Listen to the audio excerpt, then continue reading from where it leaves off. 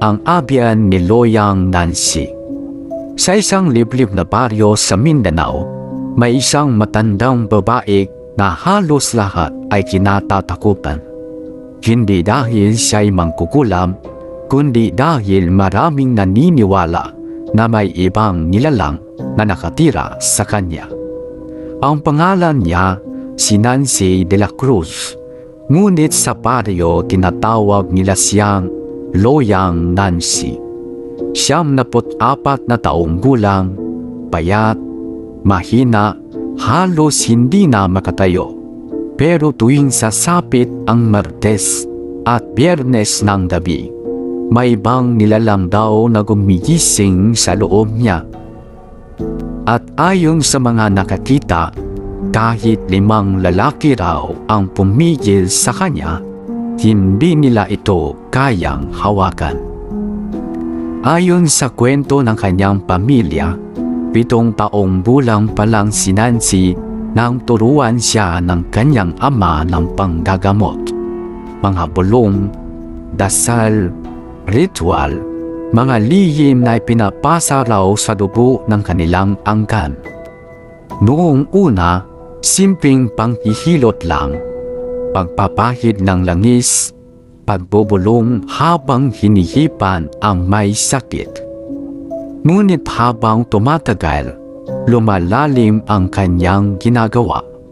Gumagamit siya ng itlog para raw makita ang sakit ng tao. Kapag binasag ang itlog sa baso, may hugis daw na lumalabas, minsan mukha, minsan mata, at minsan isang matandang maliit na nilalang, isang diwende.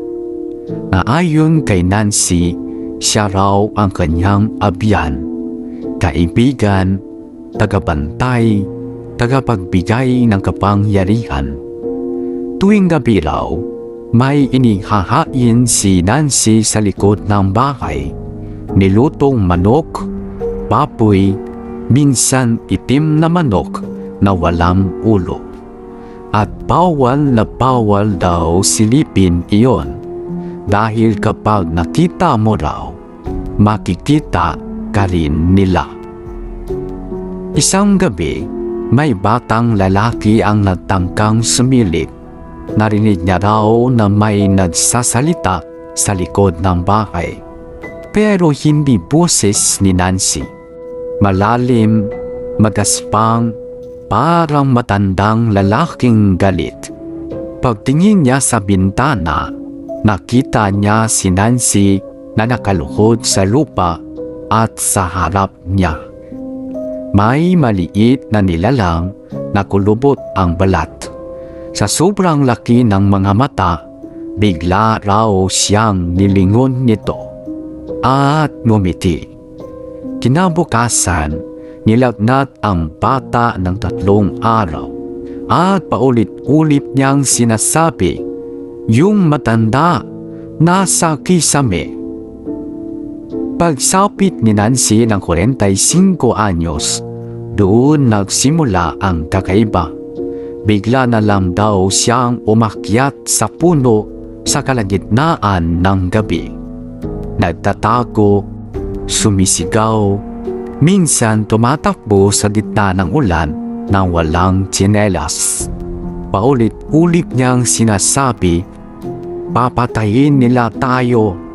Kunin niyo sila. Nandito sila." Nakikipag-usap siya mag-isa. Tumatawa mag-isa. At minsan, nakatingin lang sa dilim habang umiiyak. Dinala siya noon sa isang babaylan. Sa gitna ng ritual, may kinatay raw na hayop.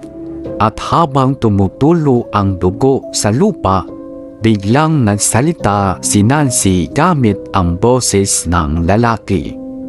"Akin siya." Tumahimik ang paligid at matapos ang ritual, parang walang nangyari. Bumalik si Nancy sa normal at pinagpatuloy niya ang kanyang panggagamot. Ngunit habang tumatanda siya, lalong lumalakas ang mga pagpapakita. Ayon sa kanyang apo, tuwing Martes at Biyernes, iba raw ang tingin ng matanda. Hindi na siya kumukurap. Nakatingin lang siya sa sulok ng bahay. Parang may kausap. Isang gabi, nag-umpisa siyang magsalita habang natutulog, pero hindi maintindihan ang lingwahe. Maya-maya, lumilim ang boses niya. Lumalim, parang hindi na babae. At bigla siyang bumangon. Kahit 74 na taong gulang na. Itinulak niya ang kanyang sariling anak na parang walang bigat.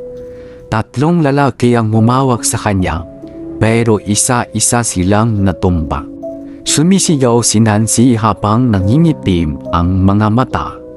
Akin siya, hindi niyo siya makukuha. Akin ang bahay na ito. 12 oras daw iyon tumagal. 12 oras na sigaw, hagulgol at galit. At ang pinaka-nakakatakot, hindi raw si Nancy ang nakikita nila. May ibang mukha raw sa likod ng kanyang mga mata. Dinala siya minsan sa misa. Tahimik lang siya habang nakaupo. Pero nang oras na ng komunyon, nag-iba ang kanyang mukha. Nanlaki ang mga mata niya, nanginginig, at nang ilagay ang mustiya sa kanyang bibig, hindi niya nilunok. Tumitig lang siya sa pare, nakangisi. Maya-maya, dahan-dahan niyang inilabas ang mustiya gamit ang dila. At doon, narinig ng nasa likod niya na may mahinang tumatawa, pero hindi si Nancy.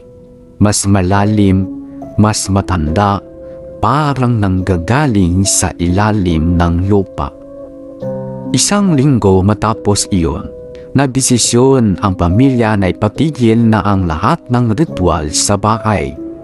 Sinunog nila ang mga gamit ni Nancy, mga pote ng langis, lumang orasyon, mga tela, mga nakatagong repulto, at isang maliit na kahon na ayaw niyang buksan.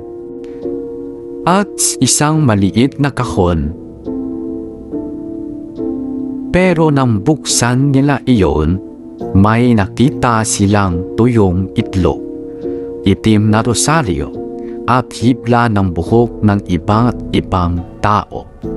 Kasabay noon, biglang namatay ang ilaw ng buong bahay. At mula sa kwarto ni Nancy, may narinig silang mahinang katok. Tok, tok, tok.